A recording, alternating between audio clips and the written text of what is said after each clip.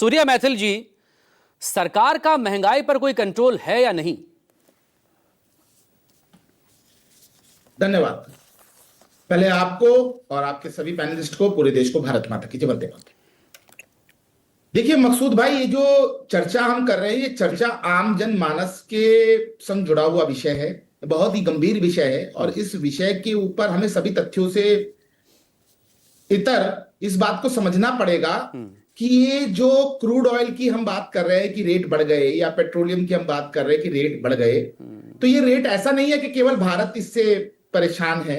हमारे देश में ये परेशानी है, विश्व के सभी बड़े देशों में इस स्थिति को दो चार होना पड़ रहा है।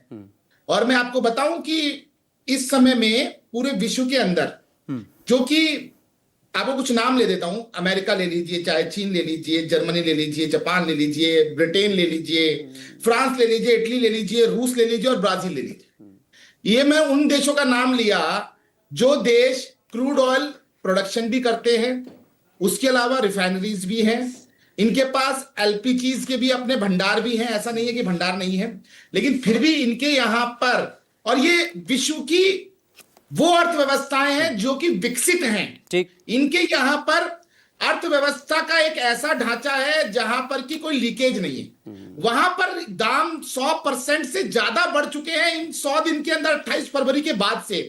और अगर आप कंपैरिजन करें 28 फरवरी से अब तक भारत में, तो शायद 10% या 8% के आसपास में दाम बढ़े हैं। लेकिन 28 फरवरी से पहले, मैथिल सूर्या जी, 28 फरवरी से पहले भाई फायदा भी तो उठाया है ना सरकार ने भी और कंपनीज ने भी, ऑयल कंपनीज ने भी। एक मोटा मोटी आंकड़ा है, इसको लेकर एक अलग बहस हो सकती है कि 40 लाख करोड़ कमाया या 44 लाख करोड़ कमाया, इससे ज्यादा कमाया, तो ये भी तो कमाया है ना। बहुत अच्छा प्रश्न आपने किया है, और मैं आशा करता हूं मकसूद भाई, इस प्रश्न का उत्तर देने के लिए मुझे 120 सेकंड आप जरूर दीजिएगा। मैं आपसे एक स्पष्ट बात कहता हूं, यहां कहा गया कि 40 लाख करोड़ कमा गया, मुझे नहीं पता ये आंकड़ा कहां से आया। ठीक है, अगर आपका ये आंकड़ा है तो मैं उसका उत्तर ये भी देता हूं कि जिस समय में भारत में प्रधानमंत्री जी ने सत्ता संभाली थी, उस समय में इस देश के अंदर कितने लाख करोड़ के ऑयल बैंड फंडिंग थे।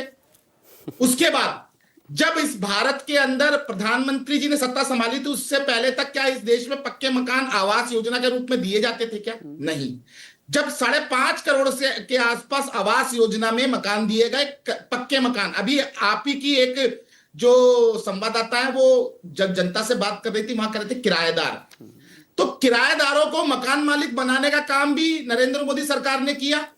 आवास के साथ में आयुष्मान भी दिया, उसके बाद मुद्रा योजना भी दी, फिर आपका सूर्य घर योजना, ऐसी योजना जिससे कि जो व्यक्ति है वो खुद ही बिजली बनाकर देश को भी देगा, ऐसी योजना दी। उसके अलावा नल से जल दिया। कभी सोचा था कि इस देश के सुदूर गांव देहात में नल से जल पहुंचेगा? कर्जा भी तो दिया। अरे सुन तो लीजिए साहब, मैं उसका भी उत्तर दूंगा ना साहब। आप अगर कर्जे पे आ जाएंगे, जब आए थे 14 में तब कितना कर्जा था देश पर, और आज की तारीख में कितना है? बहुत अच्छा प्रश्न आपका। आप जरा मुझे इतना ही बता दीजिए, कर्जा जो है कितना देशी है? पिछले 2 साल में डॉलर के मुकाबले भारतीय रुपया 15% गिरा है। किसी और देश का की करेंसी नहीं गिर रही। अब आप गोल पोस्ट पिछले 2 साल से गिर रही है। नहीं, गोल पोस्ट में चेंज नहीं कर रहा हूं मैं, आप आंकड़े दिखा रहे हैं ना, तो मैं आपको बस ये बताने की कोशिश कर रहा हूं मैं कि मैन्युफैक्चरिंग की जीडीपी में हम कहां खड़े हैं। ईरान युद्ध क्या बहाना है? आर्थिक सुनामी या इकोनॉमी पर जो बॉम्ब फूटा है हमारी, वो आपको एक फेस सेविंग मिल गया। मैंने आपसे कहा था मुझे 120 सेकंड विदाउट इंटरप्शन दीजिएगा, लेकिन आप नहीं दे पाए। आप बार बार अपना आईपी एड्रेस मत चेंज कीजिए, मेरा निवेदन है आपसे। प्रश्न पे रहेंगे तो अच्छा रहेगा, चर्चा जो है सार्थक रहेगी।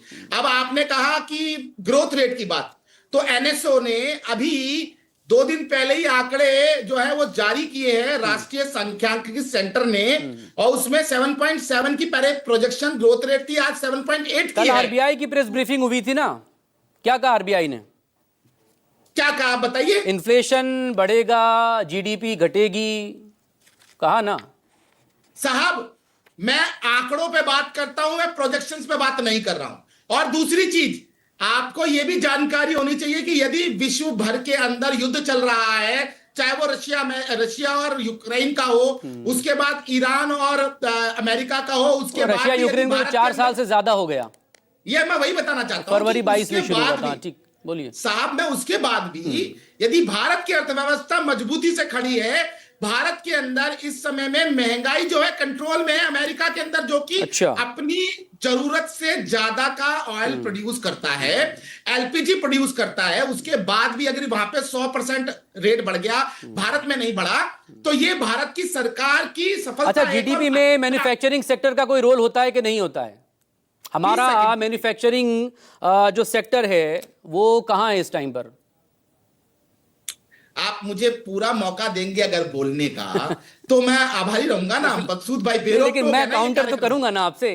ठीक आप है, काउंटर कीजिए, लेकिन मेरा एक काउंटर लीजिए, मेरा एक काउंटर लीजिए। आप देखिए, बहुत पुराने पत्रकार हैं और हम अभी आज चर्चा पेट्रोलियम गैस की कर रहे हैं।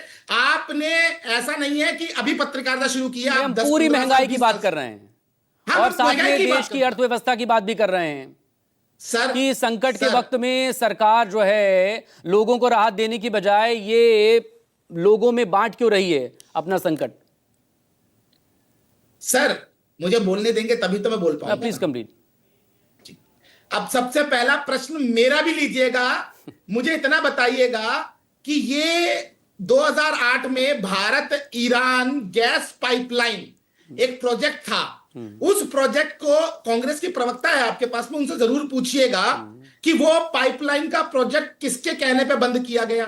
यदि वो Bharat Iran gas pipeline project आज होता, चल रहा होता, भारत के अंदर गैस पाइपलाइन के माध्यम से आ रही होती, तो क्या आपको लगता है कि ये जो हम लोग बाहर से गैस मंगवाते हैं टैंकर्स के थ्रू, क्या ये रेट बढ़ पाते? कॉस्ट कितनी कम हो जाती, अच्छा है आपका। ट्रांसपोर्टेशन कॉस्ट कितनी कम होती? लेकिन हमने जरा हजारों पूछिएगा करोड़ का इनसे। इन्वेस्टमेंट करके चाबहार छोड़ दिया। हम अमेरिका के कहने पर हम तेल किससे खरीदें किससे ना खरीदें, ये अब हो रहा है देश में पहली बार ना। नहीं प्लीज हो रहा।